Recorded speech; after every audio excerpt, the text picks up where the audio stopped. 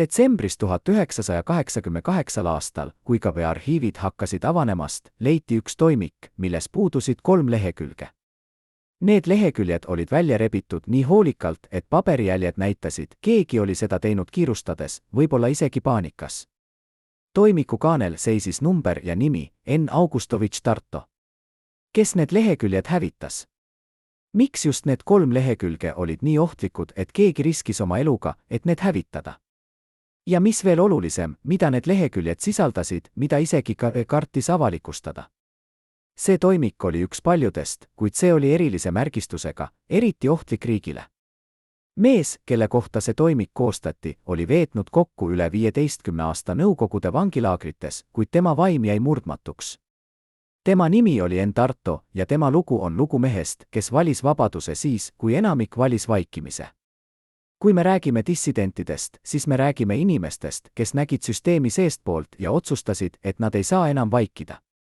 N. Tarto oli üks neist harvadest, kes tegi selle valiku mitte üks kord, vaid korduvalt, teades täpselt, mis hind teda ootab.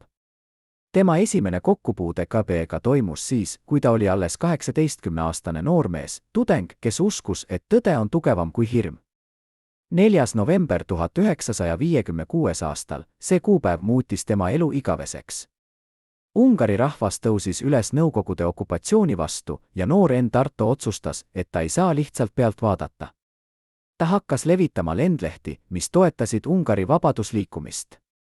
Need olid lihtsad paberilehed, käsitsi kirjutatud sõnumid solidaarsusest, kuid Nõukogude Liidus oli see piisav, et sind nimetada riigireetjaks. KGB jälgis teda juba siis, koostas esimesi lehekülgi tema toimikusse, märkis üles iga tema sammu, iga tema sõna. Aga miks nad teda kohe ei arreteerinud? Kas nad ootasid midagi suuremat? Või tahtsid nad näha, kes veel tema ümber koguneb? Järgmised aastad olid ootamise ja jälgimise aeg.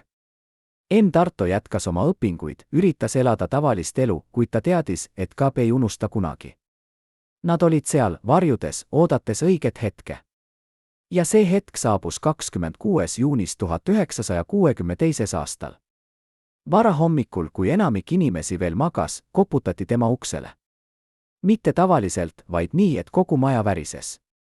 KGB ei tule kunagi vaikselt, nad tulevad nii, et kõik naabrid kuuleksid, et kõik teaksid, siin elab keegi, kes julges süsteemile vastu hakata. N. Tarto arreteeriti ja viidi ülekuulamisele. Esimene küsimus, mida talle esitati, ei olnud mitte, miks sa seda tegid, vaid kes veel on sinuga seotud. KGB ei huvitanud mitte ainult üks mees, nad tahtsid tervet võrgustikku, nad tahtsid nimesid, aadresse, kohtumispaiku. Aga N. Tarto vaikus. Mitte sellepärast, et tal polnuks midagi öelda, vaid sellepärast, et ta teadis, iga nimi, mille ta välja ütleb, on veel üks inimene, kes kaotab oma vabaduse. 1. detsember 1962 aastal, kohtuotsus. 5 aastat ja 6 kuud.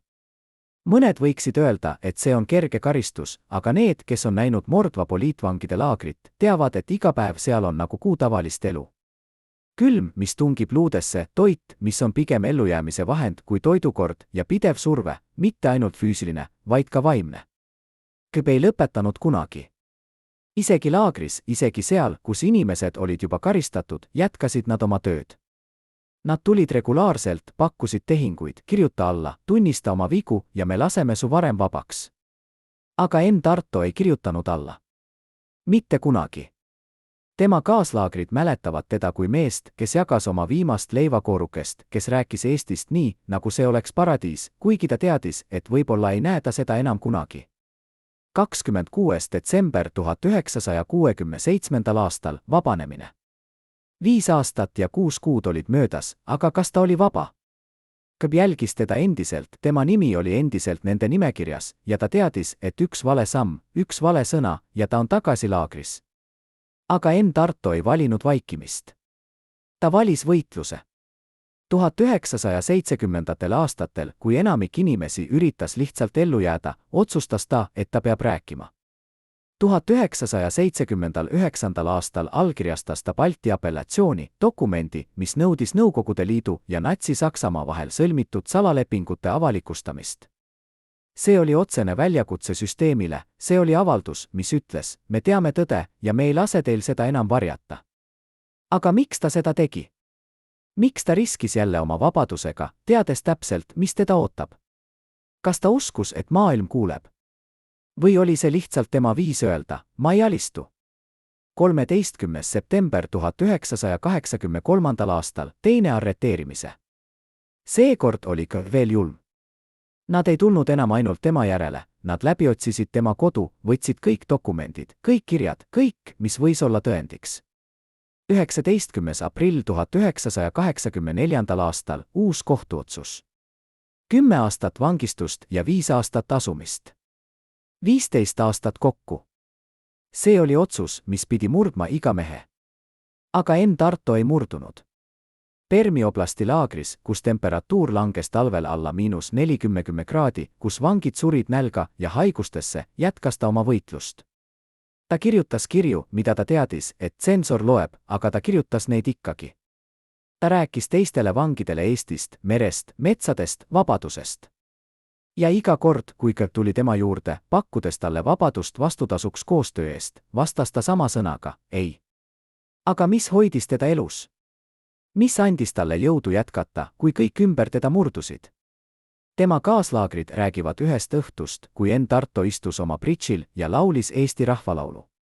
Tema hääl oli vaikne, peaaegu sosistav, aga iga sõna oli täis jõudu. Valvurid tulid ja käskisid tal vaikida, aga ta jätkas.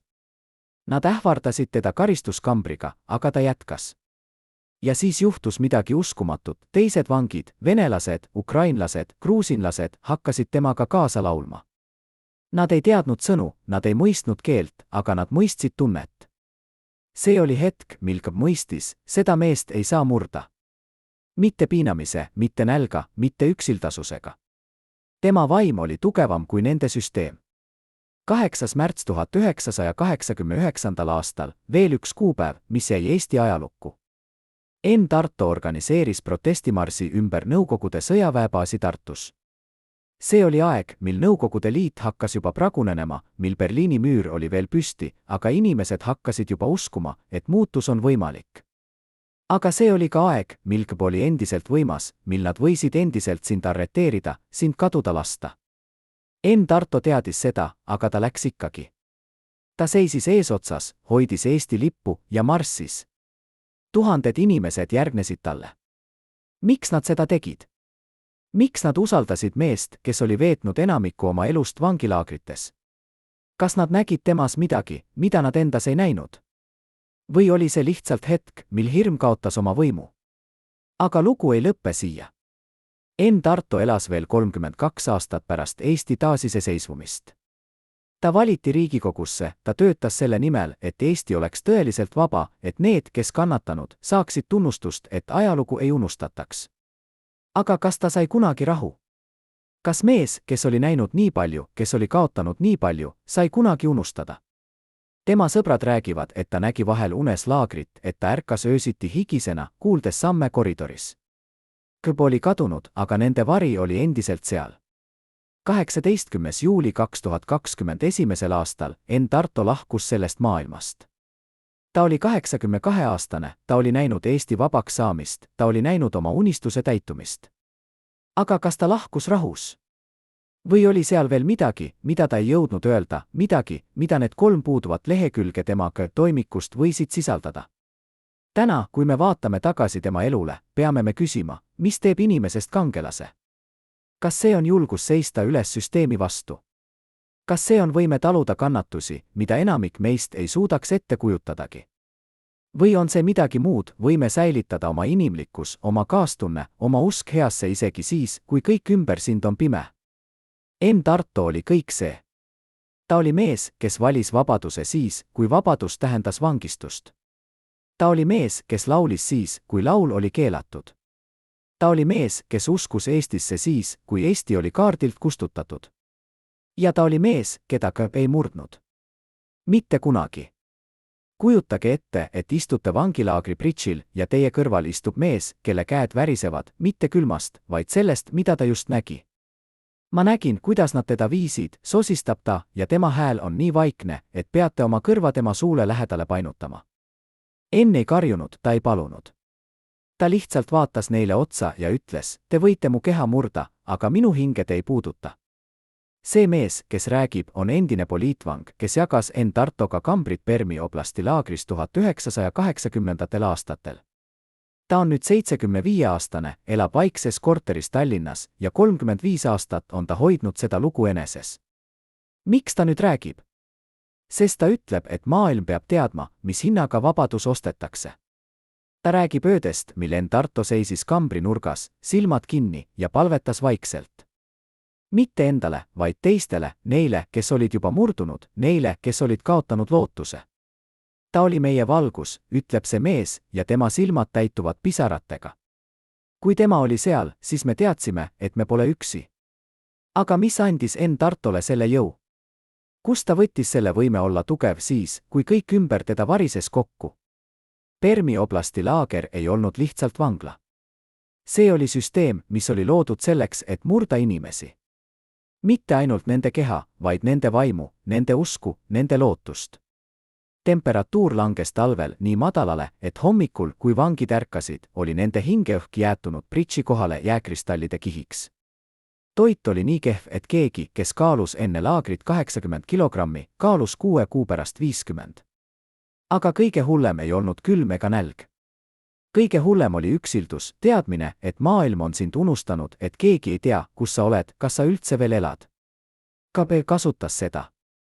Nad tulid regulaarselt, istusid vangide ette ja rääkisid neile, kui lihtne oleks kõik lõpetada. Kirjuta lihtsalt alla. Ütle, et sa kahetses.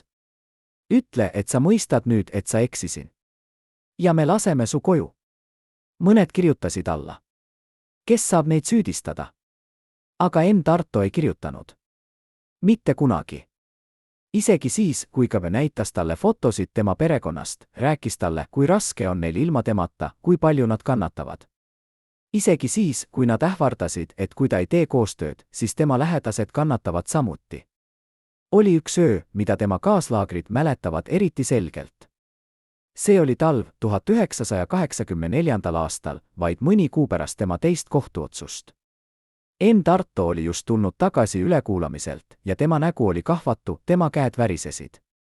Keegi ei küsinud, mis juhtus, nad kõik teadsid, et KB meetodid ei jäta alati nähtavaid jälgi. Ta läks oma pritši juurde, istus maha ja oli vait. Tund aega. 2 tundi. Kogu kamber oli vait, sest kõik teadsid, et see mees, kes oli alati olnud nende tugi, vajas nüüd ise tuge. Ja siis, keskööl, kui valvurite sammud olid kaugenenud, hakkas ta rääkima.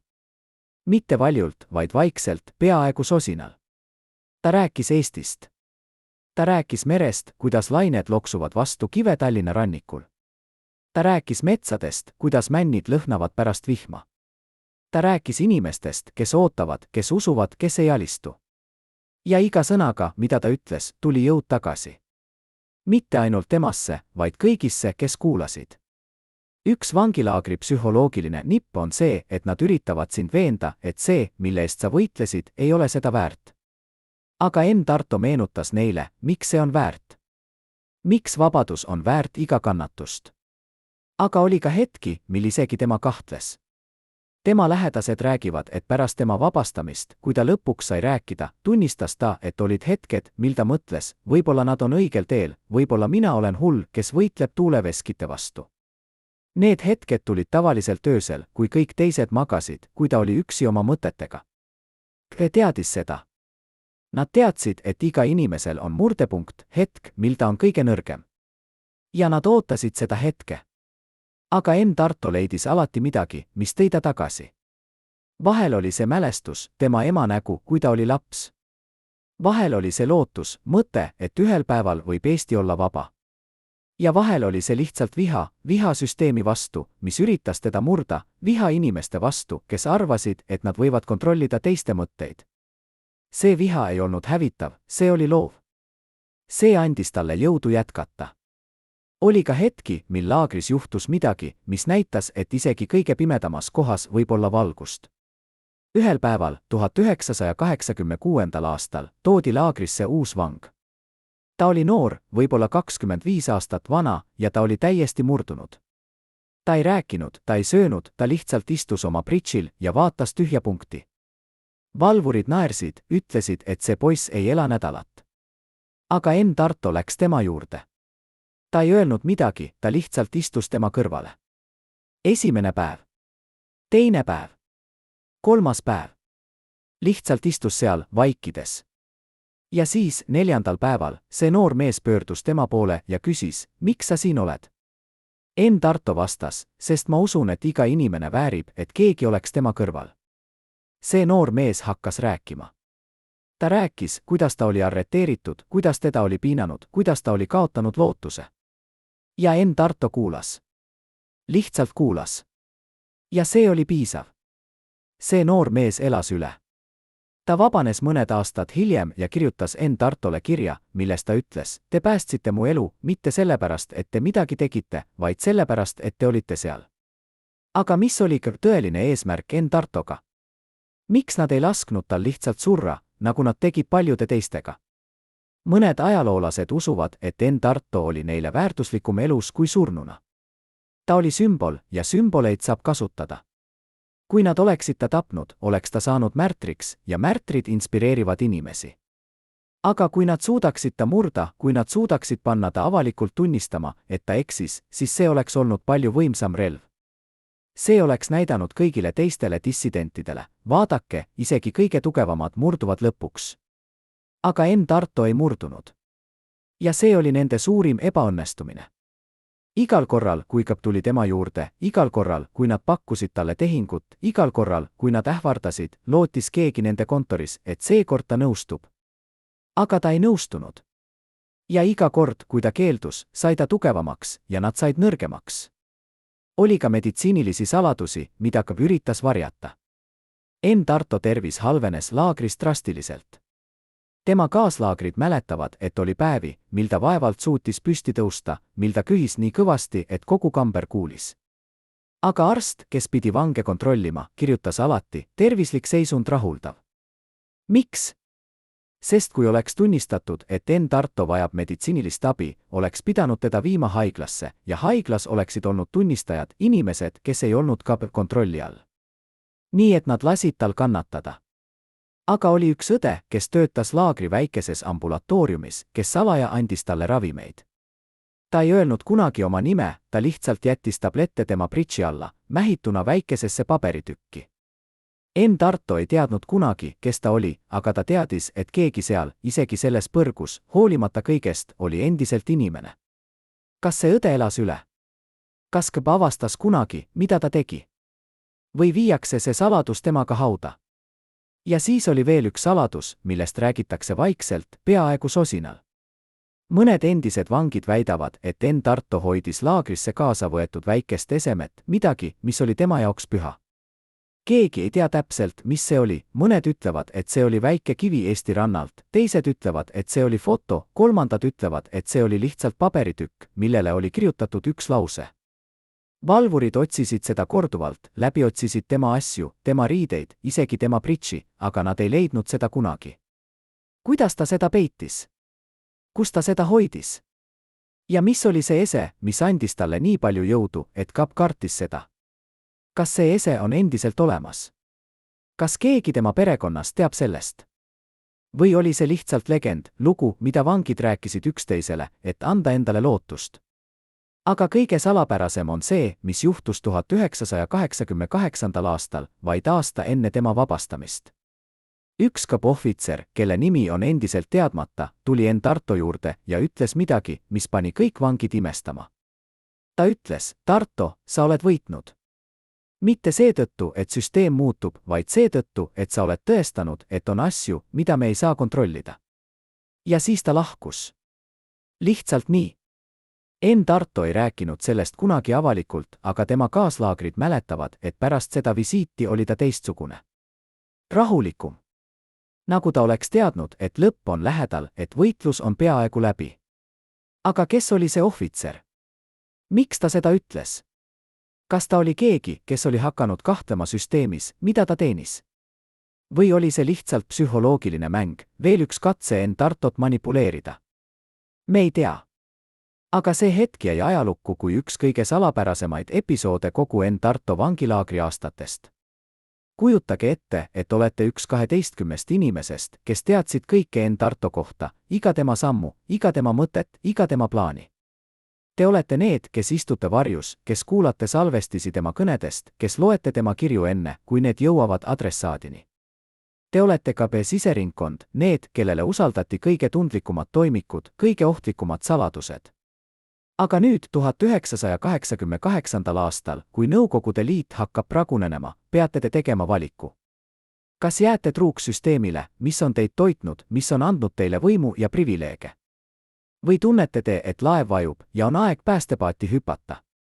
Üks neist 12, endine major, kelle nimi on siiani varjatud, räägib nüüd esimest korda. Ta istub tumedas toas, tema nägu on varjus, aga tema hääl väriseb. Me teadsime, et Tarto on eriline, ütleb ta. Me teadsime, et kui me teda ei murra, siis see tähendab, et kogu süsteem on nõrk. Aga me ei suutnud. Ja see hirmutab mind tänaseni, mitte see, et me kaotasime, vaid see, et üks mees oli tugevam kui kogu meie aparaat. Miks ta nüüd räägib? Kas ta otsib lunastust? Või on seal midagi muud, midagi, mida ta peab ütlema enne, kui on liiga hilja? See siseringkond ei olnud lihtsalt jälgijad. Nad olid arhitektid, need, kes planeerisid iga sammu, iga strateegiat, kuidas Enn Tartot murda. Nad kohtusid kord nädalas, salajases ruumis Tallinna peakorteris, kus seinad olid paksud ja ükski heli ei pääsenud välja. Seal, nende kohtumiste ajal, arutati kõike, alates sellest, milliseid ravimeid võiks kasutada, et nõrgendada tema vaimu, kuni selleni, kuidas manipuleerida tema perekonda, et survestada teda. Üks endine osaline nendest kohtumistest kirjeldab, kuidas laual oli alati Enn Tarto foto ja iga kord, kui keegi tegi ettepaneku, vaadati sellele fotole ja küsiti, kas see murdab ta. Enamasti oli vastus ei. Sest Enn Tarto ei olnud tavaline dissidentne. Ta ei olnud keegi, kes võitles emotsioonide või impulsi ajal. Ta oli strateegiline, ta oli kannatlik ja ta oli valmis maksma mis tahes hinda. Me proovisime kõike, ütleb see endine major. Me pakkusime talle raha, me pakkusime talle vabadust, me isegi pakkusime talle võimalust lahkuda Nõukogude Liidust, minna kuhugi läände. Aga ta keeldus. Alati. Ja iga kord, kui ta keeldus, nägime me oma ülemuste silmades hirmu. Sest kui me ei suuda murda ühte meest, siis kuidas me saame kontrollida miljoneid? Aga oli ka hetki, mil see siseringkond hakkas lõhenema. Mitte kõik 12 ei olnud ühel meelel. Mõned uskusid, et Enn Tarto tuleb lihtsalt kõrvaldada, vaikselt, nii et keegi ei teaks. Õnnetuslaagris, südameatakk, midagi, mis ei jätaks jälgi. Aga teised väitsid, et see oleks viga, sest Enn Tarto oli juba muutunud sümboliks ja sümboleid ei saa lihtsalt kustutada. Kui ta sureks, muutuks ta märtriks ja märtrid on võimsamad kui elavad inimesed. Nii et nad otsustasid jätkata, lootuses, et ühel päeval, ühel hetkel ta murdub. Aga see hetk ei tulnud kunagi. Ja iga aastaga, mis möödus, muutus see siseringkond üha meeleheitlikumaks. Mõned hakkasid kahtlema, kas see, mida nad teevad, on üldse õige. Üks neist, endine kolonel, kes oli vastutav Enn Tarto jälgimise eest Eestis pärast tema esimest vabastamist, ütleb nüüd, ma nägin, kuidas ta elas. Ta ei elanud nagu dissidentne, kes peitus, kes kartis. Ta elas nagu vaba mees, isegi kui ta teadis, et me jälgime teda iga hetk. Ja see pani mind mõtlema, kes meist on tegelikult vang. Tema, kes elab oma tõe järgi, või meie, kes elame hirmus. Ja siis oli veel üks saladus, millest see siseringkond ei rääkinud kunagi avalikult.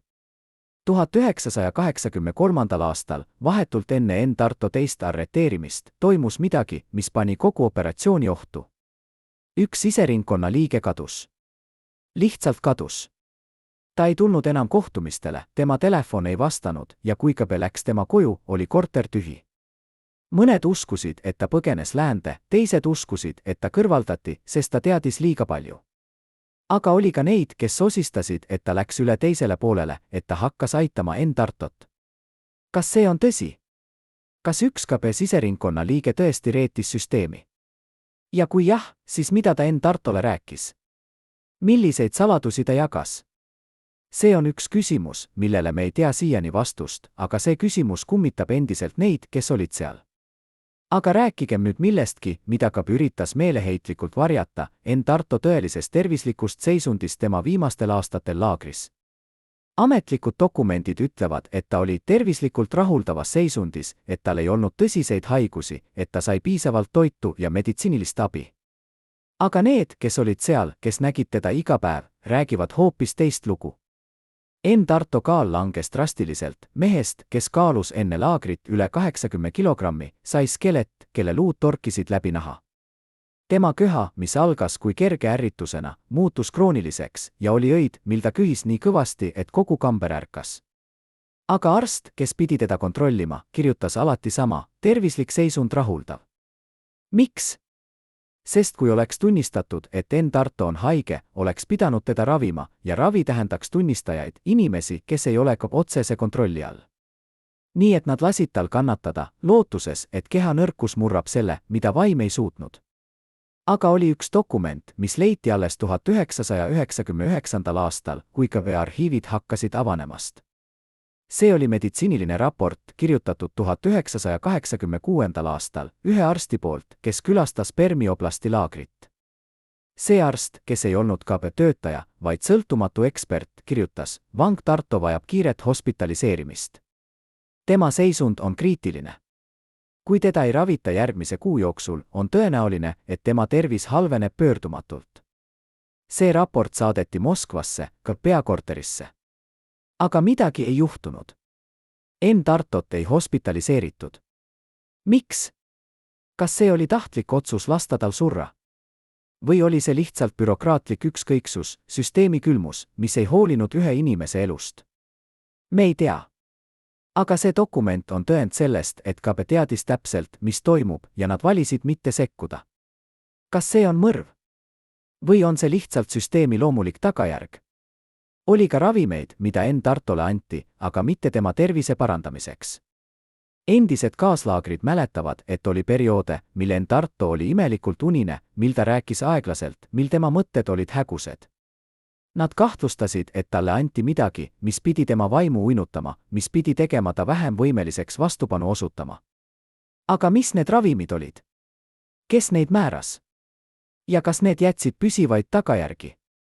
Üks endine laagri meditsiinitöötaja, kes nõustus rääkima anonüümselt, ütleb: meil oli juhised ülalt. Teatud vangidele, nende hulgas Tarto, tuli anda rahustavaid ravimeid.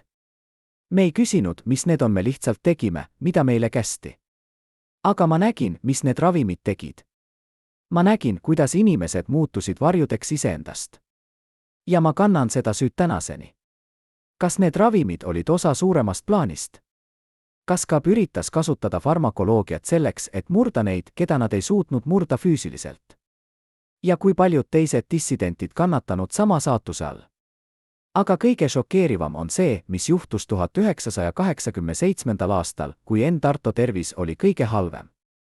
Üks õde, kes töötas laagri ambulatooriumis, otsustas riskida. Ta võttis salaja Enn Tarto vereproovi ja saatis selle sõltumatusse laborisse väljaspool laagrit, kasutades võltsitud nime. Tulemused tulid tagasi 2 nädalat hiljem ja need olid šokeerivad. Enn Tarto veres oli aineid, mida seal ei peaks olema, jälgi ravimitest, mida kasutatakse psühhiaatrilistes haiglates, ravimitest, mis on mõeldud rahutud patsientide rahustamiseks. Aga Enn Tarto ei olnud kunagi psühhiaatrilises haiglas. Nii et kuidas need ained tema verre jõudsid? See õde üritas seda raportit edastada, aga enne, kui ta jõudis midagi teha, arreteeriti ta. Ametlik põhjus oli riigisaladuste avalikustamine. Teda mõisteti 8 aastaks vangi. Ta vabanes alles 1991. aastal ja esimene asi, mida ta tegi, oli otsida üles Enn Tarto ja rääkida talle, mis juhtus. Enn Tarto kuulas ja siis ta ütles: tänan teid. Mitte ainult minu eest, vaid kõigi eest, kes ei saanud rääkida. Kas see õde elas üle? Jah, ta elab siiani, aga ta ei räägi avalikult. Sest ta ütleb, et on asju, mida inimesed ei ole valmis kuulma, asju, mis on liiga pimedad, liiga kohutavad. Ja siis on veel üks saladus, mis on seotud Enn Tarto tervisega, saladus, mis on jäänud lahendamata tänaseni. Pärast tema lõplikku vabastamist 1988. aastal läbis ta põhjaliku meditsiinilise kontrolli Tallinnas. Arstid olid šokeeritud. Mitte ainult tema füüsilisest seisundist, vaid ka sellest, mida nad leidsid tema meditsiinilistest dokumentidest. Oli kirjeid protseduuridest, mida Tarto ei mäleta. Oli kirjeid ravimitest, mida talle väidetavalt anti, aga mida ta ei mäleta võtmist. Ja oli kirjeid meditsiinilistest eksperimentidest, mis olid tehtud ilma tema nõusolekuta. Mis need eksperimendid olid? Kes neid tegi? Ja miks? Üks arst, kes oli osa sellest kontrollist, ütleb, see, mida me nägime, oli süstemaatiline katse hävitada inimest seestpoolt. Mitte lihtsalt tappa, vaid aeglaselt, järk-järgult, nii et keegi ei märkaks. See oli teaduslik, külm ja absoluutselt inimvaenulik. Kas need eksperimendid olid osa suuremast programmist? Kas ka kasutas poliitvange kui katseküülikuid? Ja kui paljud teised kannatanud sama all? Aga rääkigem nüüd millestki, mis on veel salapärasem, arhiividest, mis kadusid. Kui Eesti taasiseseisvus, kui ka peakorter Tallinnas vallutati, leidsid aktivistid ja ajaloolased tuhandeid toimikuid, miljoneid lehekülgi dokumente. Aga Tarto toimik oli eriline. Mitte sellepärast, et see oli paksem või detailsem kui teised, vaid sellepärast, et seal olid augud. Leheküljed, mis olid välja rebitud. Dokumendid, mis olid hävinud. Ja kõige salapärasem, kogu üks sektsioon, mis oli märgistatud Operatsioon Vaikne öö, oli täielikult kadunud. Mis oli see operatsioon? Miks see oli nii salajane, et isegi pärast ka kokkuvarisemist keegi ei julgenud seda avalikustada?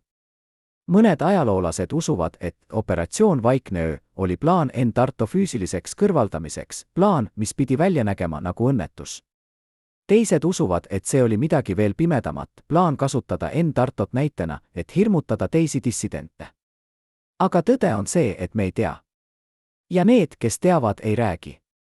Oli ka dokumente, mis hävitati tahtlikult.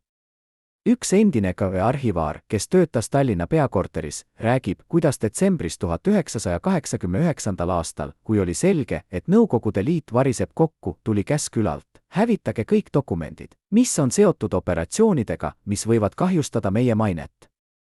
See arhivaar ja tema kolleegid töötasid 3 päeva ja 3 ööd, põletades dokumente, purustades kettaid, hävitades kõike, mis võis olla tõendiks.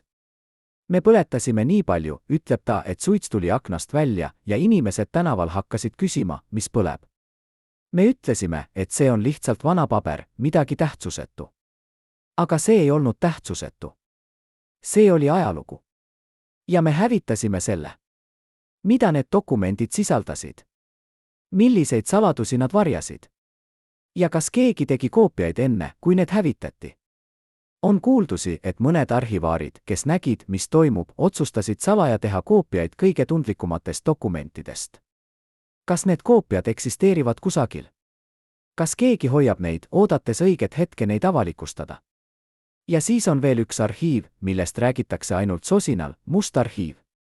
See ei olnud ametlik arhiiv, see ei olnud koht, kuhu tavalistel töötajatel oli ligipääs. See oli väike ruum, kusagil Moskva peakorteri sügavuses, kus hoiti dokumente, mis olid liiga ohtlikud, et neid kuskil mujal hoida. Dokumente, mis võisid kukutada valitsusi, mis võisid paljastada agente kõrgematel kohtadel, mis võisid muuta ajalugu.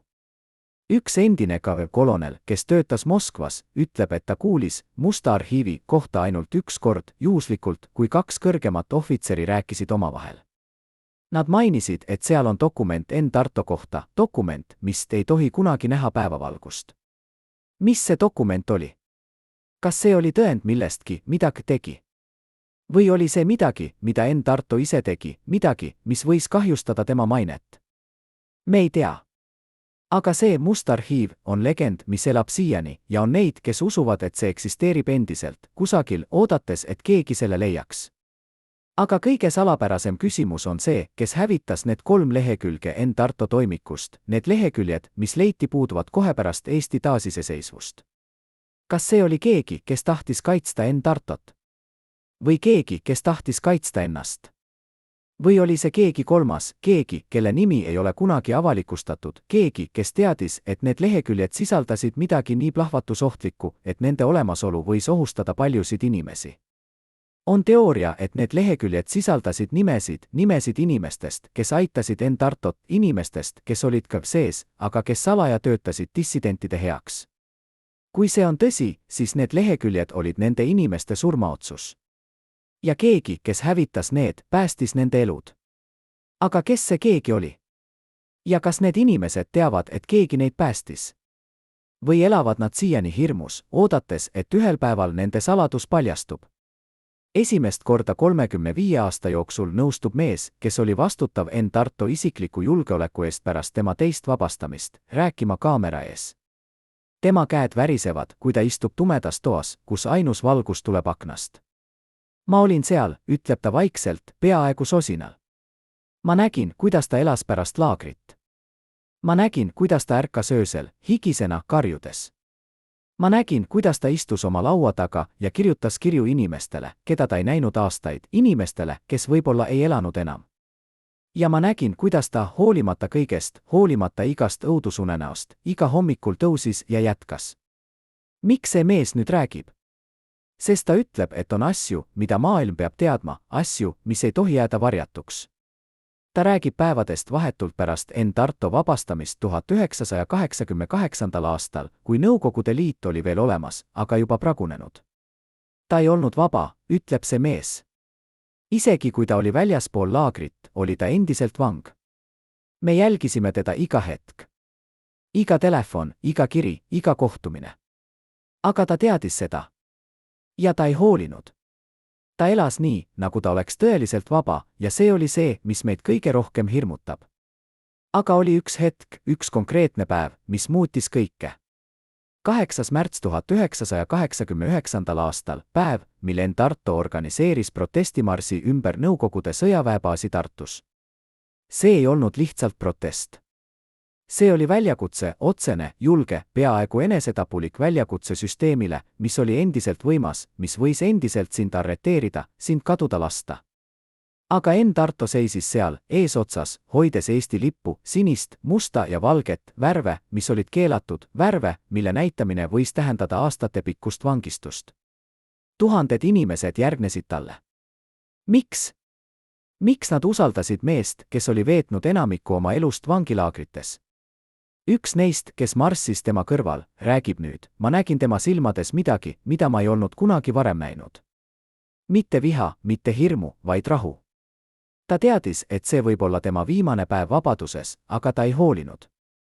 Sest ta teadis, et see, mida me teeme, on suurem kui meie kõigi elud. Aga mis juhtus pärast seda marssi?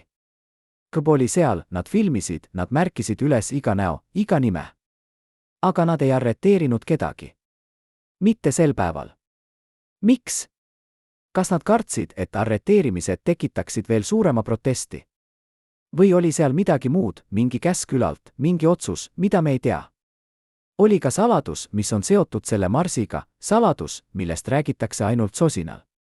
Mõned tunnistajad väidavad, et vahetult enne marssi, vaid mõni tund enne, saabus Tartu juurde võõras.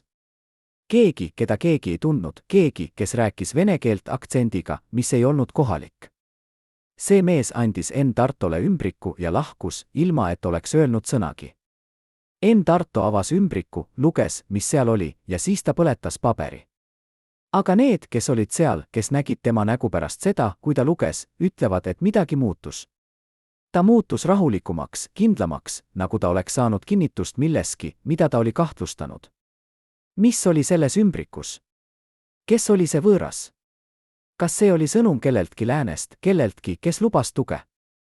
Või oli see hoopis hoiatus, et KGB plaanib midagi ja ta peab olema ettevaatlik? Me ei tea. Aga see ümbrik on üks paljudest saladusest, mis ümbritsevad seda päeva, mis jäi Eesti ajalukku kui üks esimesi samme teel taasiseseisvusele. Aga rääkigem nüüd millestki, mis on veel salapärasem, reetmisest. Iga suure liikumise, iga revolutsiooni taga on inimesed, kes usuvad ja inimesed, kes reedavad. Tartu ümber oli ring inimesi, keda ta usalas, inimesi, kellega ta jagas oma plaane, oma mõtteid, oma lootusi. Aga üks neist ei olnud see, kellena ta end esitles. Üks neist oli KGB agent, keegi, kes oli infiltreeritud dissidentide ringi juba aastaid varem, keegi, kes oli nii hea oma rollis, et isegi Tartu, kes oli näinud nii palju, kes oli kogenud nii palju, ei kahtlustanud teda. Kes see inimene oli? Tema nimi on siiani varjatud, kaitstud seadustega, mis kaitsevad endisi agente. Aga on vihjeid, väikeseid tükikesi informatsiooni, mis on lekkinud aastate jooksul. Üks endine KV ohvitser, kes töötas Tallinnas 1980. aastatel, ütleb, meil oli keegi Tartu lähedal. Keegi, kes oli nii lähedal, et ta teadis, mida Tartu mõtles enne, kui Tartu ise seda teadis. See inimene andis meile kõike, kohtumiste ajad, kohtumiste kohad, nimesid, plaane. Aga me ei kasutanud seda informatsiooni kohe. Me ootasime. Me ootasime õiget hetke. Aga see õige hetk ei tulnud kunagi. Sest enne, kui KB sai tegutseda, varises Nõukogude Liit kokku. Ja see agent, see inimene, kes oli reetmise südames, kadus. Lihtsalt kadus. Mõned ütlevad, et ta põgenes Venemaale, teised ütlevad, et ta sai uue identiteedi ja elab siiani kusagil Euroopas. Aga on ka neid, kes sosistasid, et Enn Tarto avastas tema identiteedi ja et see, mis juhtus pärast seda, on saladus, mida keegi ei taha rääkida. Kas Enn Tarto teadis, kes teda reetis? Kas ta seisis kunagi silmitsi selle inimesega? Ja kui jah, siis mida ta ütles? Üks Enn Tarto lähedane sõber, kes oli temaga koos viimastel aastatel, räägib ühest õhtust, mil Enn Tarto istus oma kodus, vaatas aknast välja ja ütles vaikselt, ma tean, kes mind reetis. Ma teadsin seda juba ammu. Aga ma andsin talle andeks. Sest viha hävitab hinge ja minu hing on juba näinud piisavalt pimedust. Kas see oli tõsi? Kas Enn Tarto tõesti andis andeks inimesele, kes võis saata ta tagasi laagri, kes võis lõpetada tema elu? Või oli see lihtsalt tema viis öelda, et ta ei lase minevikul ennast hävitada? Aga oli ka teine reetmine, mis oli veel valusam. See ei olnud KV agent, see ei olnud keegi, kes oli infiltreeritud. See oli keegi, kes oli tõeliselt usklik, keegi, kes oli võidelnud kõrvuti Enn Tartoga, aga kes lõpuks murdus. 1987. aastal, kui surve oli kõige tugevam, kui KV oli kõige agressiivsem, kutsuti üks Enn Tarto lähedastest sõpradest ülekuulamisele. Tunde kestnud ülekuulamise järel, pärast ähvardusi, pärast lubadusi, kirjutas see inimene alla. Ta nõustus koostööga. Ta andis nimesid, aadresse, plaane. Ja üks neist nimedest oli Enn Tarto. See reetmine ei viinud Enn Tarto arreteerimiseni, ta oli juba laagris. Aga see andis KGB-le informatsiooni, mida nad kasutasid, et survestada teisi, et hävitada võrgustikku, mis oli ehitatud aastate jooksul. Enn Tarto sai teada sellest reetmisest alles pärast oma vabastamist. Kuidas ta reageeris? Tema perekond räägib, et ta oli vait terve päeva. Ta ei söönud, ta ei rääkinud, ta lihtsalt istus oma toas ja vaatas seina. Ja siis õhtul ta ütles, ma ei süüdista teda. Ma tean, mida nad tegid. Ma tean, kuidas nad murravad inimesi. Ta ei olnud nõrk. Ta oli lihtsalt inimene. Aga see reetja ei elanud rahus. Pärast Eesti taasiseseisvust, kui tõde hakkas välja tulema, kui inimesed hakkasid teadma, kes tegi koostööd KGB-ga, muutus tema elu põrguks. Ta ei saanud tööd, ta kaotas sõbrad, tema perekond pöördus temast eemale. Ja ühel päeval, 1996. aastal, ta tuli Enn Tarto juurde. Ta seisis tema ukse ees, pisarad silmis, ja ütles, ma ei oota, et sa andestaksid. Ma tulin lihtsalt ütlema, et ma kahetsen iga päeva, iga hetke, mil ma olin nõrk. Enn Tarto vaatas talle otsa ja siis ta tegi midagi, mida keegi ei oodanud. Ta kallistas teda. Lihtsalt kallistas ilma sõnadeta.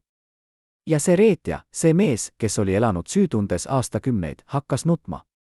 Nad istusid koos terve õhtu, rääkisid, jagasid mälestusi ja kui see mees lahkus, ütles ta, sa päästsid mu elu täna. Mitte siis, kui sa võitlesid, vaid täna, kui sa andestasid. Kas see lugu on tõsi? Enn Tarto lähedased kinnitavad seda. Aga see lugu ei jõudnud kunagi avalikkuseni, sest Enn Tarto ei tahtnud, et see mees kannataks veel rohkem. Ta ütles, reetmine on piisavalt raske koorem. Ma ei lisa sellele veel avalikku häbi.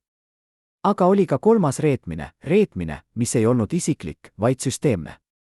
Pärast Eesti taasiseseisvust, kui Enn Tarto valiti Riigikogusse, kui ta hakkas töötama selle nimel, et endised poliitvangid saaksid hüvitist, et nende kannatused tunnustataks, seisis ta silmitsi uue vaenlasega, bürokraatiaga. Süsteemiga, mis ei olnud enam KGB, aga mis oli sama külm, sama ükskõikne. Tema ettepanekud lükati tagasi, tema seadused blokeeriti, tema hääl ignoreeriti. Miks? Sest oli inimesi, kes ei tahtnud, et minevik tuleks välja, kes ei tahtnud, et küsitaks ebamugavaid küsimusi, kes ei tahtnud, et nende enda roll nõukogude ajal uuritaks. Enn Tarto võitles selle vastu aastakümneid, aga see oli võitlus, mida ta ei võitnud kunagi täielikult. Ta sai mõned võidud, mõned seadused võeti vastu, mõned inimesed said hüvitist. Aga enamik jäi tunnustamata, enamik jäi unustatuks. Ja see vaevas teda kuni tema viimaste päevadeni. Tema lähedased räägivad, et ta ütles korduvalt, ma ei võidelnud selle eest, et meid mäletataks. Ma võitlesin selle eest, et meie lapsed ei peaks kunagi kogema seda, mida meie kogesime. Aga kas me õnnestusime? Ma ei tea. Aga rääkigem nüüd viimastest aastatest, mil Enn Tarto elas vaikses majas Tartus, ümbritsetuna perekonnast, sõpradest, mälestustest. Ta ei olnud enam avalikkuses nii nähtav, ta ei olnud enam Riigikogus, aga ta ei lõpetanud kunagi. Ta kirjutas, ta rääkis, ta kohtus noortega, rääkis neile ajaloost, rääkis neile vabadusest, rääkis neile hinnast, mida see maksab. Üks neist noortest, kes kohtus temaga 2018. aastal, räägib, ma olin 20-aastane, ma ei teadnud midagi nõukogude ajast, ma ei mõistnud, miks see kõik on oluline. Aga kui ma kuulasin teda, kui ma nägin tema silmi, kui ma kuulsin tema häält, siis ma mõistsin. See ei ole lihtsalt ajalugu. See on hoiatus. Hoiatus, et vabadus ei ole kunagi garanteeritud, et seda tuleb kaitsta iga päev, iga hetk. Enn Tarto ei rääkinud kunagi enda kangelasena. Ta rääkis enda kui inimesena, kes tegi valikuid, kes tegi vigu, kes kartis, aga kes otsustas, et hirm ei tohi juhtida tema elu. 18. juuli 2021. aastal, päev, mil Enn Tarto lahkus sellest maailmast. Ta oli 82-aastane, ta oli näinud Eesti vabaks saamist, ta oli näinud oma unistuse täitumist. Aga kas ta lahkus rahus? Tema perekond räägib, et tema viimased sõnad olid, ärge unustage. Mitte mind, vaid neid, kes ei jõudnud siia. Neid, kes surid laagrites, neid, kes kadusid, neid, kelle nimesid me ei tea. Nemad on tõelised kangelased. Tema matus oli vaikne, aga tuhanded inimesed tulid. Nad seisid vaikuses, nad hoidsid küünlaid, nad mäletasid.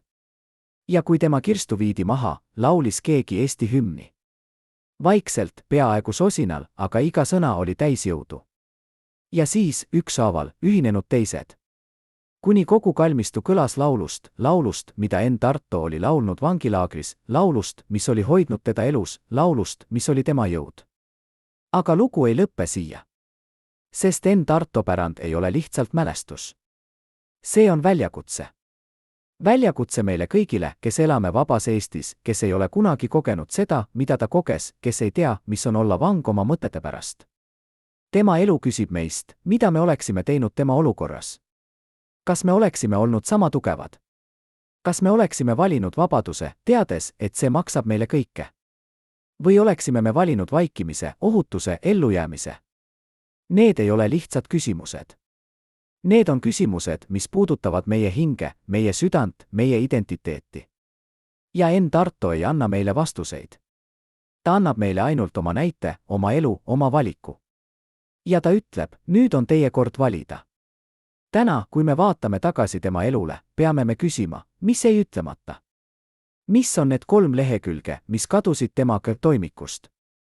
Mis olid operatsioon Vaikne öö? Kes oli see agent, kes reetis teda? Ja mis oli selles ümbrikus, mille ta sai enne protestimarssi? Need on küsimused, millele me ei tea vastuseid. Aga võib-olla see ongi õige.